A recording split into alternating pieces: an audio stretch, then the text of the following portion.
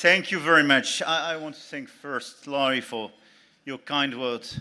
And Mr. Chairman, Excellencies, distinguished guests, ladies and gentlemen, dear friends. Tonight, we are celebrating a strong and lasting friendship. A big, beautiful friendship, would say a friend of mine.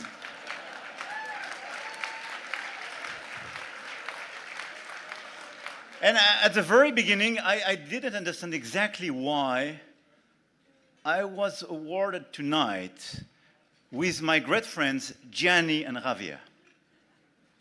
It was a little strange to me, and I started to think about that, and probably it was because three of us are soccer fans, or Gianni, football fans. Boca Junior, Inter de Milan, and l'Olympique de Marseille.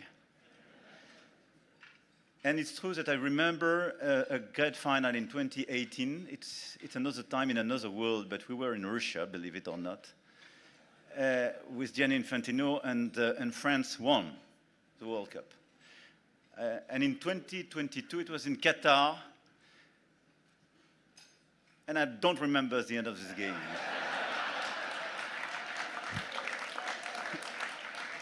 I'm sorry, Javier.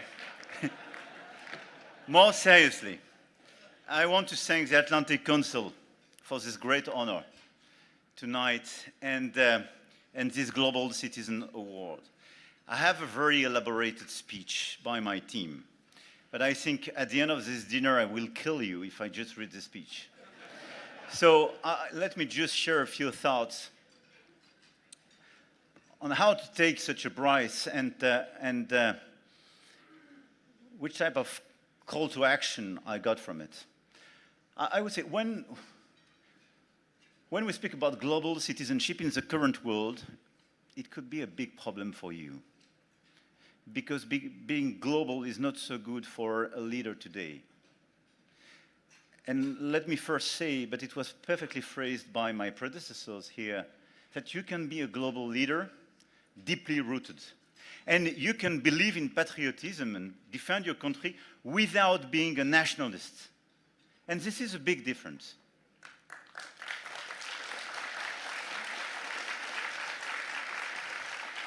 And the big difference is that being full of patriotism makes you loving your country, but without attacking the others, which is the main difference with a nationalist guy. And this is why I'm here in front of you as a clear patriot for France, but as a strong advocate for Europe and a strong believer in global cooperation and in this global order. And I'm quite well known in France for the en même temps, which means at the same time. And a lot of people reproach me to have a sort of ambiguity with that. No, you can refuse to make stupid choices, and you can refuse stupid alternatives. You can love your country and love to cooperate with the others. This is just a matrix of being a global citizen. Now, after the Second World War, we built all together, and this is clearly the DNA of our United Nations. We built this order to have peace, prosperity, and democracy. And these three core ideas and concepts are the ones at stake today. And in order not just to protect them, but to be sure that ourselves and our children will benefit from peace, prosperity, and democracy, this is the very moment where we will have to work very hard and cooperate all together. Peace first. Let's be clear. When you look at the situation today, there is a huge risk to live in a world where this is the end of the rule of law, where this is the end of our UN Charter. You mentioned, and I want to thank you for that, the aggression war launched by Russia in Ukraine. And let me tell you, this is not just the war of Ukrainian people. They are so brave, and we all admire them tonight. And please applaud them.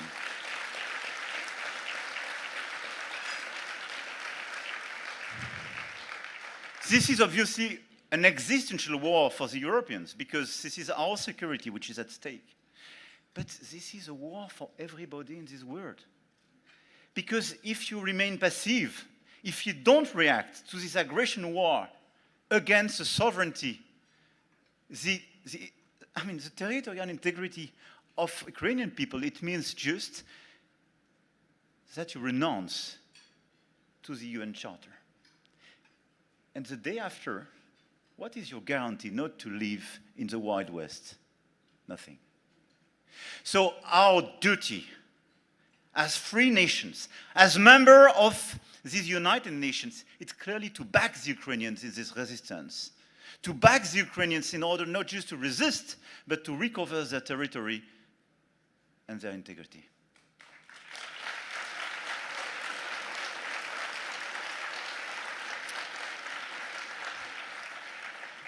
This is why we worked very hard with so many colleagues and allies to build this coalition of the willings together with the UK Prime Ministers, and we are 35 nations working for the day after on security guarantees for Ukraine. But this is why, as well, we have to step up to help the Ukrainians to resist in this time. And this is the core of the discussion we had yesterday with President Trump, and we agreed to say, Russia is not the one you believe in. Russia is not so strong. Look at the situation in more than 1,000 days. They just took 1% of the Ukrainian territory. So if we decide that Russia has to come back at the table of negotiation and accept to respect Ukraine as a free country, we can do it. So we strongly believe in peace, but not a peace which will be in a certain way a surrender for Ukraine, a robust and solid peace, compliant with our international order and our UN Charter. This is our objective, and this is what we will deliver.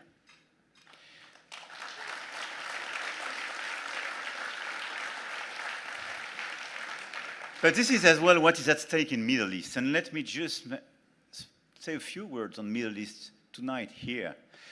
Because if we want to be global citizen, if we believe that we live in a global order, we should never accept a double standard. And what is the credibility of the Europeans or others to say it's very important to respect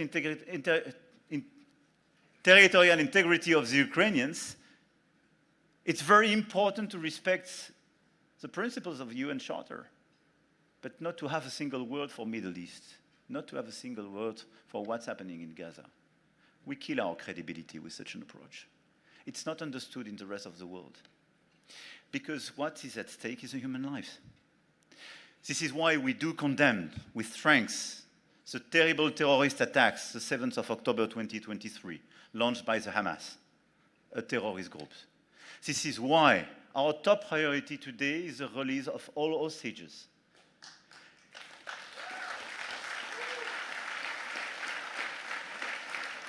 And at the time of Rosh Hashanah, I have a special thought for all the families of these 48 hostages and all the families being victims of the 7th of October. But this is why we have to call. We can oppose them. But this is why we have to call for an immediate ceasefire in Gaza as well, for clearly humanitarian action, and to stop this war without end. This is why we proposed 2 days ago with Saudi Arabia, not just the recognition of Palestine made by 11 countries from Canada, UK to Australia and France, but a peace and security plan for all backed by 142 countries, which is first, the release of hostages, the ceasefire. Second, the stabilization of Gaza and the dismantling of Hamas. And third, a two-state solution, which is the only way to have Palestinian people living in peace in a Palestinian state, being demilitarized, recognizing Israel, Israel recognizing the state, and having all the neighbors, and especially those which today don't recognize Israel or recognizing it. This is just the only way forward to have peace and sustainability for Israeli people. And this is as well precisely what the United Nations voted 78 years ago. No double standard. No double standard. Believe me, this is part of our credibility.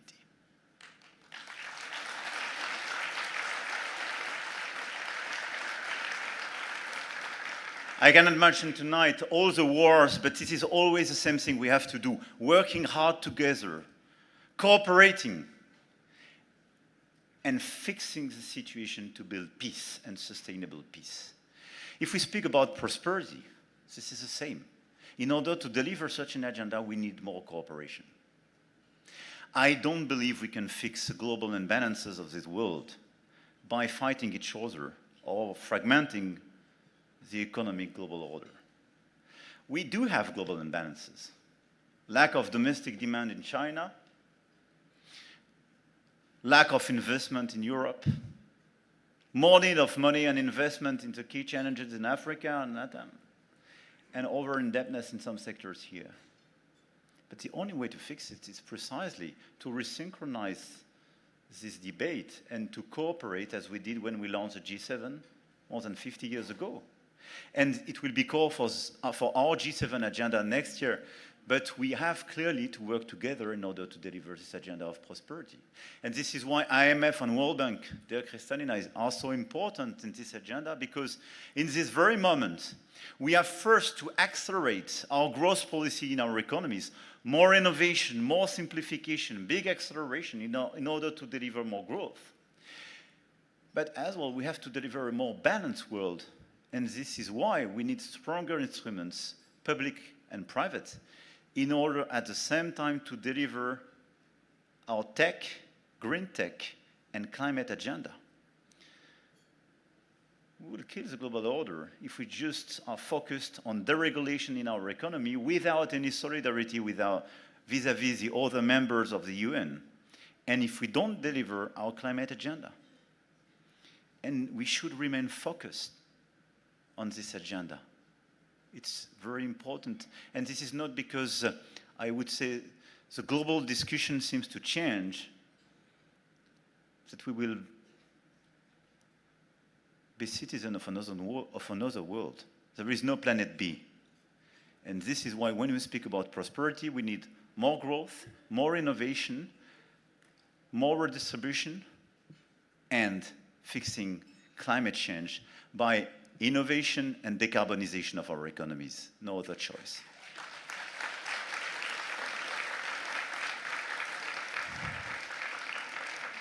And the last point is about democracy, obviously. It seems to be so naive to speak about democracy. But look at our democracies. I'm not so sure we're in a good shape. Look at the violence in our societies. Javier mentioned that. Look at the rise of the extremes, and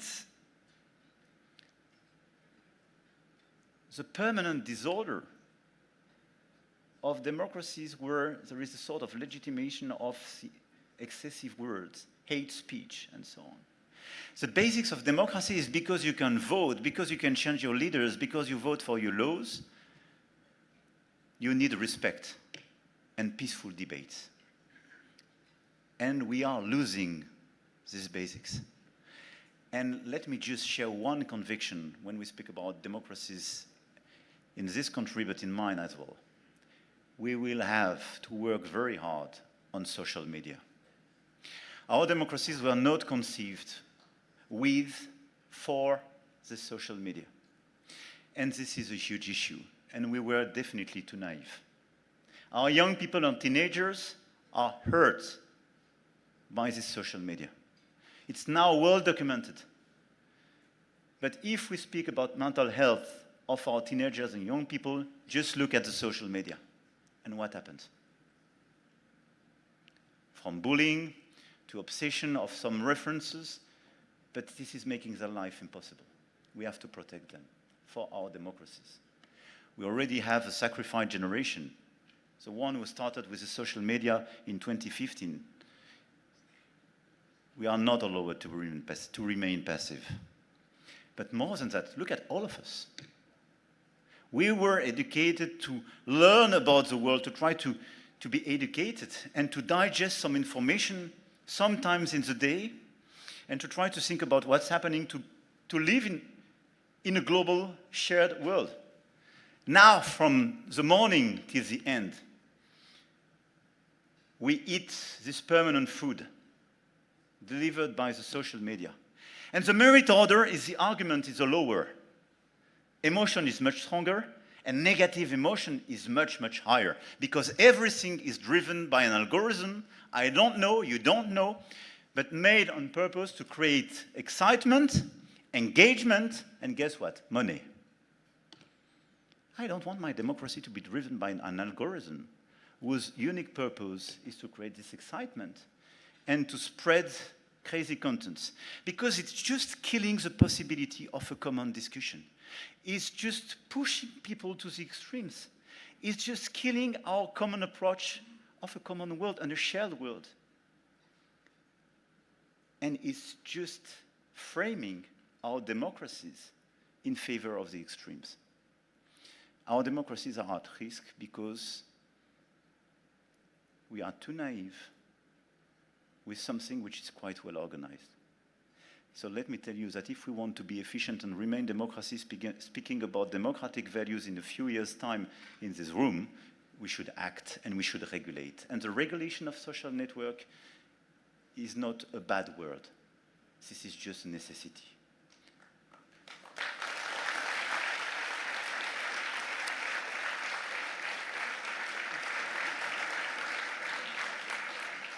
To work together on peace, prosperity, and democracy, we need this strong alliance, especially between the United States and France, the United States and Europe. This is our history. This is history from Lafayette to the First World War and the Second World War, and we are here together. And I want to conclude by telling you how much this partnership is important and how much you need here in the US, a stronger Europe. Sometimes people thought that having a stronger Europe was something detrimental to the transatlantic relation. This is the opposite. Having a strong Europe, Europe as a power, a financial, an economic, a military power, is just having a Europe which shares the same values as the US, but is able to take its fair part, its fair share in this global order. But we have to work together very hard. And each time we diverge, this is the time where we are less efficient to fix a war, less efficient to build a sustainable prosperity, less efficient to work and improve our democracies. I was already too long, and I do apologize for that, but as you understand, I strongly believe that this cooperation between our countries is the only way to remain global citizens in this current environment. As for the rest, and beyond cooperation, partnership, and friendship, leave it to the football field, dear Jenny. Thank you for your attention.